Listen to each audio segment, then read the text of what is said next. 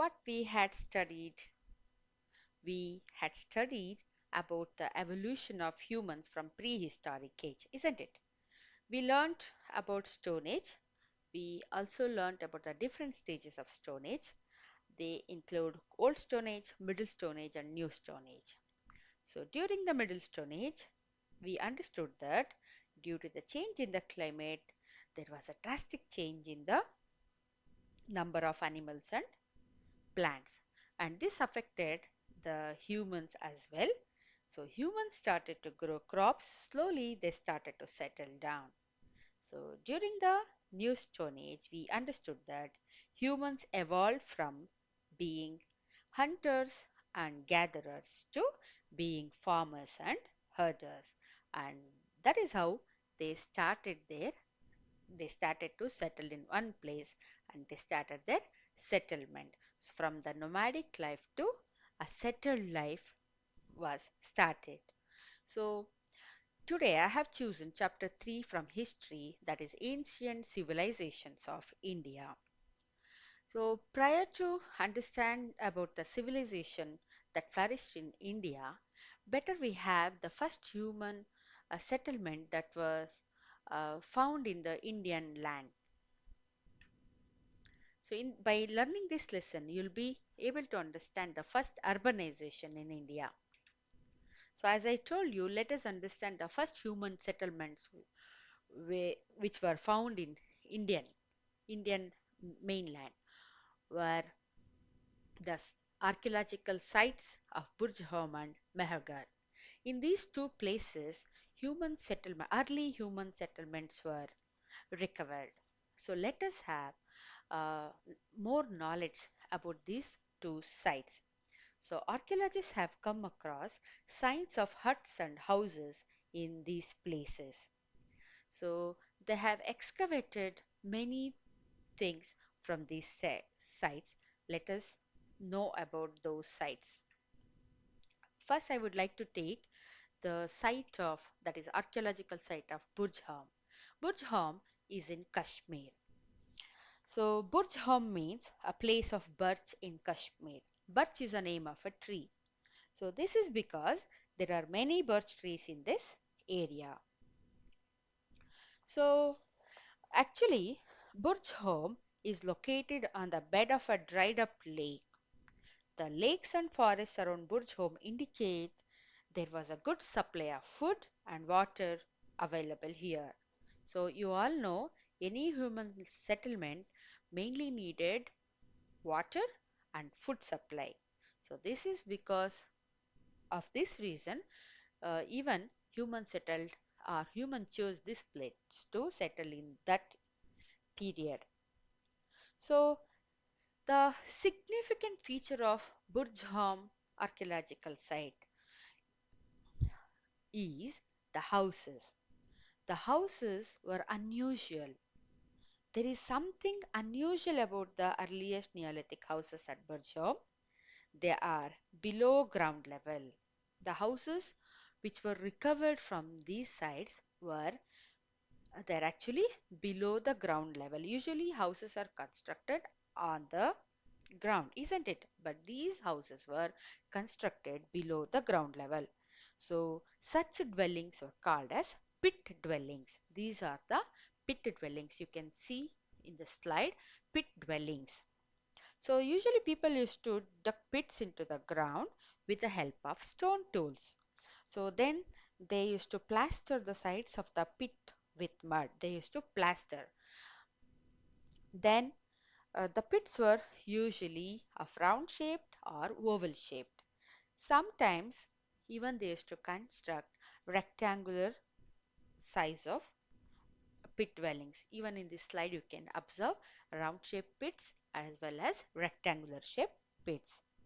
So the people of this site have used simple pots, and those pots were made of uh, they were usually made by hand, and they were of different shape, size and color. They used gray, red and brown colored pots. These people also used tools which were made of animal bones and antlers.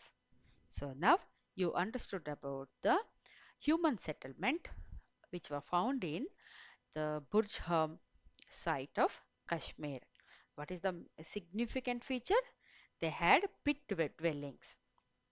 One more early settlement we found in Mehrgarh. So Mehrgarh is an archaeological site at present which is in Pakistan in Baluchistan province. So by 7000 BC, BC is before Christ. So communities in western Pakistan were living in permanent settlements. So it is towards the west of the Pakistan, western Pakistan. So few communities they had started to live in permanent settlements. So their main activity was beginning to change from hunting and gathering to farming. Here also people started farming. Archaeologists discovered one of the earliest human settlements in the world at Mehrgarh, which is already I told you, which is in Pakistan. So Mehrgarh was continuously inhabited from 7000 BC to 2500 BC. Here, people used to grow barley, and barley was their main crop. They even used to domesticate animals such as sheep, goat, cattle. The people also cultivated wheat. Okay, they had cultivated barley and wheat. Barley was their main crop. Even they used to the people used to collect fruits and also they used to hunt. Then they were using ornaments as well, and they used to bury their dead bodies. So even they used tools, and tools were polished ones. That is polished stone tools, and bones were also used as tools. So this is about the archaeological site of Mahagar and the human settlement. You can see in this slide about how they lived in those sites. Now, the first urbanization. Now we need to study about the first urbanization that flourished in India or in Indian subcontinent. So Sindhu Valley region of Punjab. Before we understand the first urbanization or the first cities, better we know what is urbanization. Urban means city. So a city, what is a city? A city is a large and densely populated area. We are all living in a city and we are all city people. So we are all urban people. So cities are also known as urban areas. So when people, more and more people start moving from villages to towns and cities, we call this process as urbanization. When more and more people start moving from villages to towns and cities, we call it as urbanization. So, urbanization is the key feature of civilization. Then, what is civilization? So, civilization is the advanced state of social development. Civilization is the development in the society. So, what kind of development can we observe in a society to call it as a civilization? So, to call a society as a civilization, the society must have an advanced system of agriculture. Uh, Advanced system of agriculture should be there, and people must live in towns and cities, and complex legal, political, and religious organization should be there, and division. We will also find division of labor in the society. People.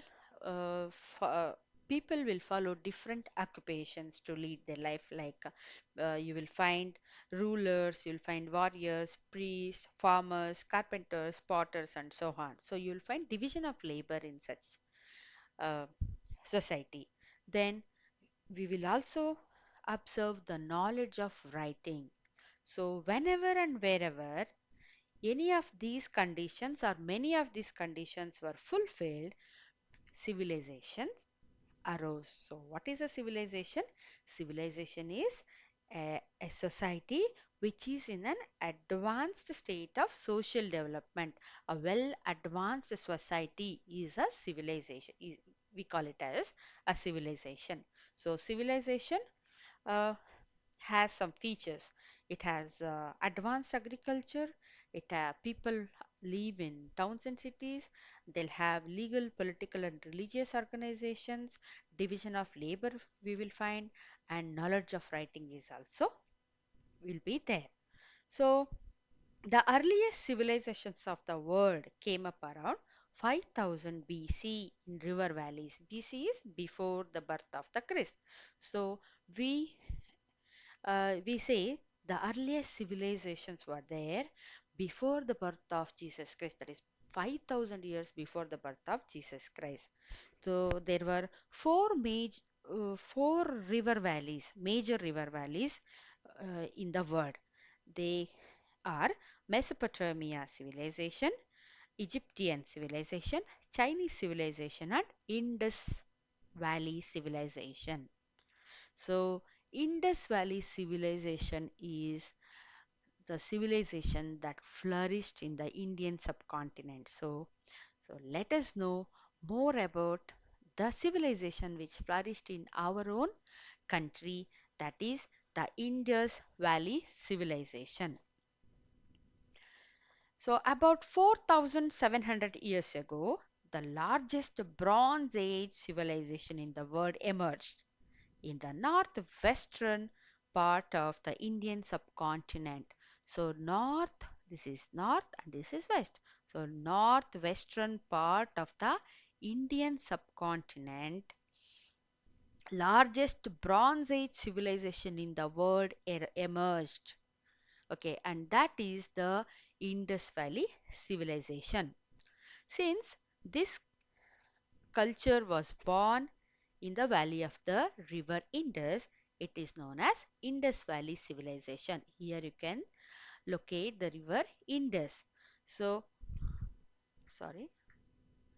So, river Indus. You already know about the Indian subcontinent. So, here many countries are there in the Indian subcontinent, including Pakistan. So, this civilization flourished in today's in the parts of Pakistan as well as India. The Harappan culture, it is also known as the Harappan culture or Harappan civilization. Okay, the Harappan culture, it was spread over 6 lakh 50,000 square kilometer. So it is spread over 6 lakh 50,000 kilometer. So which is more than twice the area of the Mesopotamian and Egyptian civilization. You must be wondering, when did we recover this site, the first civilization of India, the first urbanization which was found in India. So the ancient sites of Harappa, that is Indus Valley civilization, were discovered by the engineers. So they were actually laying railway lanes 150 years ago in Sindhu Valley region of Punjab.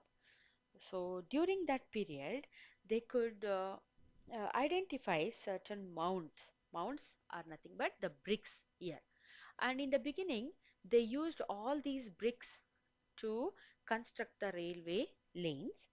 But later, they um, the archaeologists found that these bricks, which were buried under the soil, were belonged to some ancient city. That is, they were convinced that it was an ancient city and the Harappan civilization. So, since the sites around the city resembled the sites discovered earlier, they were called the Harappan civilization. So these sites are said to be 4,600 years old. Let's know more about the cities of Indus Valley civilization. Harappa and Mohenjo-daro. So these were the cities of Indus civilization. Even we have some other cities like Dholavira and Lothal. Dholavira and Lothal are in Gujarat. Mohenjo-daro, Harappa and Mehrgarh, all these are in Pakistan. So this civilization stretched eastward from the modern day border of Iran to areas beyond Delhi. Southward, it stretches till Godavari River. More than 1,400 Indus civilization sites have been discovered to date, and more continue to be discovered. Even today, we are discovering more about this civilization. So, for now, we have 1,400 Indus civilization sites, and today we are going to discuss about two such sites, Harappa and Mohenjo-daro. So, in this slide, you can see the sites of Harappa. What is the significant features do we observe in these cities? Let's discuss now. So we can see two or more parts in the cities of Harappa. So the cities are usually are of two parts. The western part is narrow and it is an elevated place. So usually the western part was narrow, that was little small in size, but it was an elevated place. It was higher than the lower town. So usually it was called as a citadel. It is also known as Acropolis. So archaeologists are of the opinion that this was a citadel. Here you can see the citadel, a narrow area. So the eastern part is wide. This is the eastern part and this is little wide. So eastern part was wide and each part was covered with wall, and walls were usually made of burnt bricks. They had the knowledge of burning the bricks and they also used to keep those bricks or they were placed in such a manner they use the interlocking manners. That's why the walls are even today very strong. So now you understood that the eastern part was narrow and it was an elevated area and the walls were very strong. They used the burnt bricks and bricks were used in an interlocking manner. The city of Mohenjo-daro. In this city, you observe a water tank, which was usually called as the Great Bath.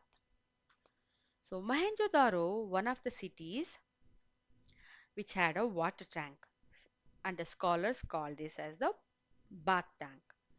What is the significance of this bath tank?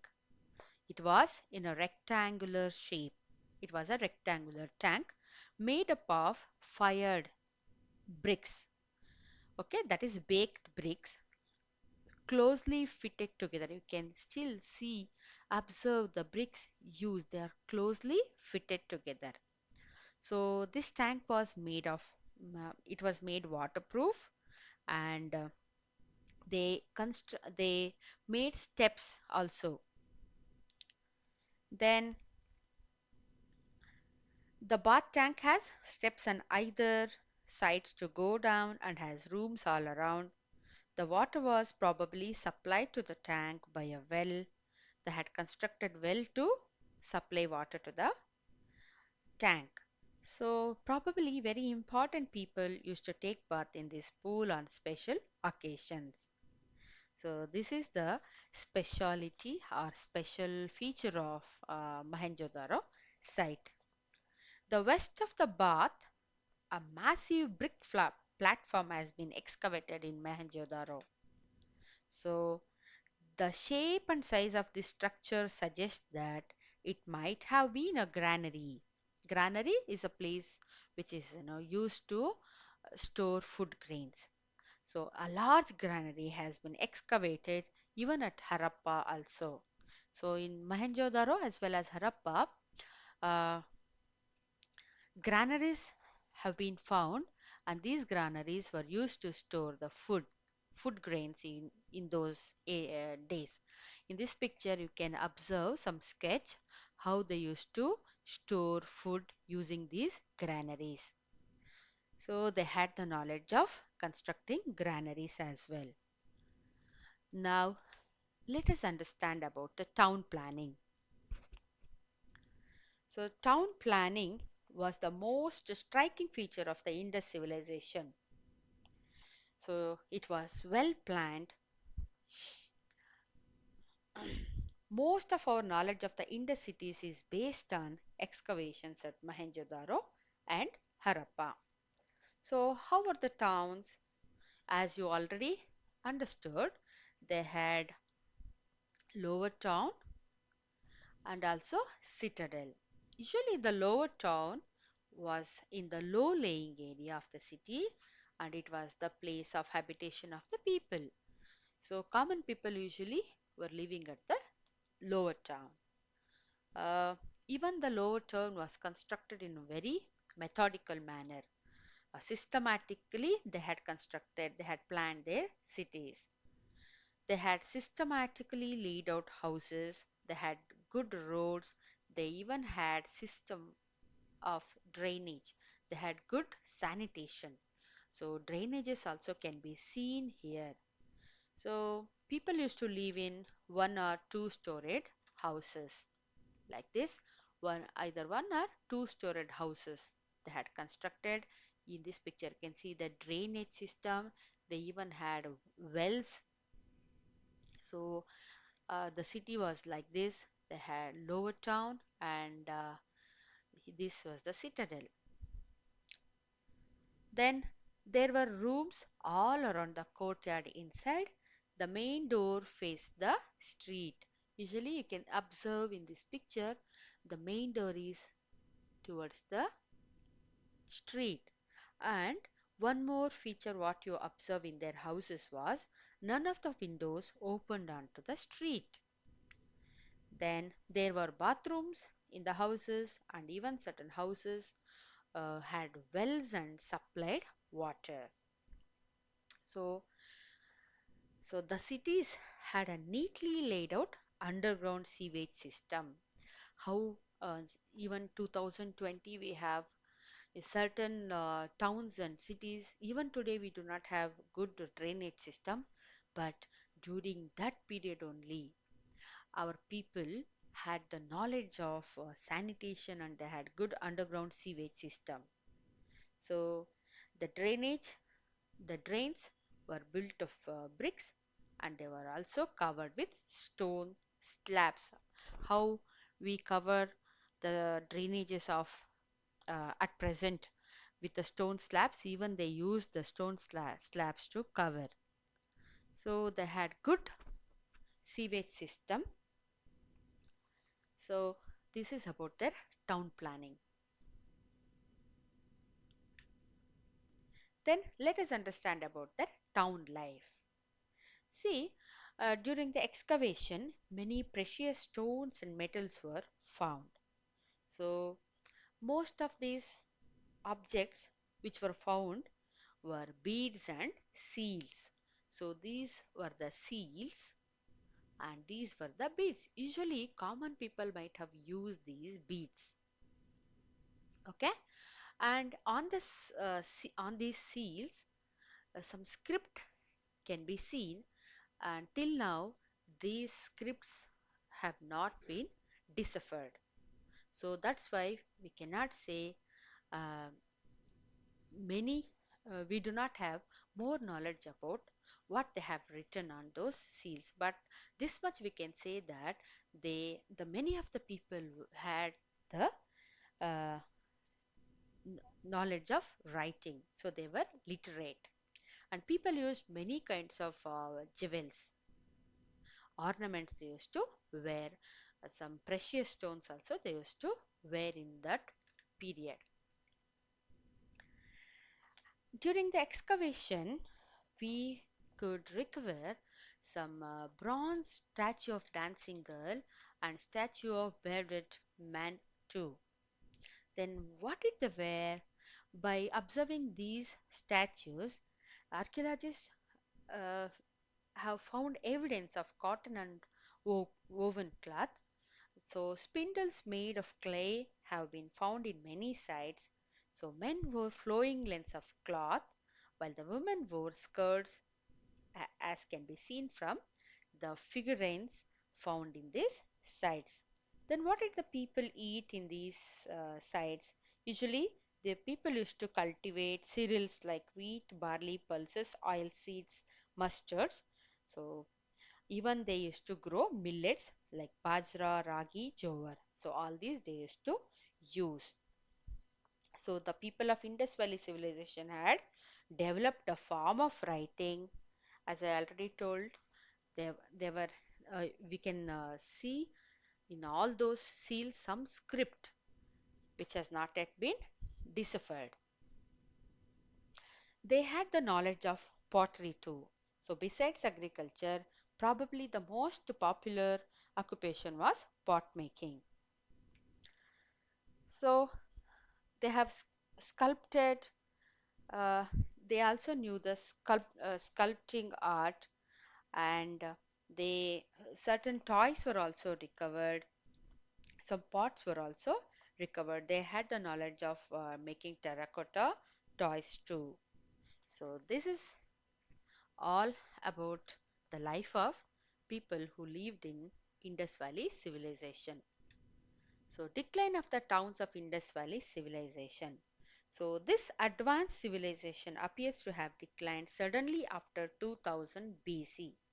So why it declined remains a puzzle, but few reasons have been suggested. We can certain historians give their own explanation for the end of the Indus civilization. Some are of the opinion that maybe because of the dried rivers, or it may be because of the changed course of rivers. Some are of the opinion that that is maybe because of the deforestation, that is destruction or cutting down of trees, cutting down of forest resulted in uh, food shortage. Then some of the opinion that floods are the main reason for the decline of this in civilization, and few also suggest that they have migrated to different places. So even certain historians are of the opinion the cities might have been destroyed by earthquakes or floods. Another factor could be the falling quality of the soil due to excessive deforestation. So some historians claim that the civilization might have been destroyed by invading Aryans. The Aryans might have invaded on this civilization. That may be the reason for the decline. Uh, this is all about the Indus Valley civilization, and now you understood that the decline of the Indus Valley civilization, there are many reasons given by the historians. So thus Indus Valley civilization has remained an evidence of maturity of the Indian civilization. So we have completed this part, that is Indus Valley civilization from your third chapter. The next topic will be discussed in the next class. Thank you so much for watching. Have a good day.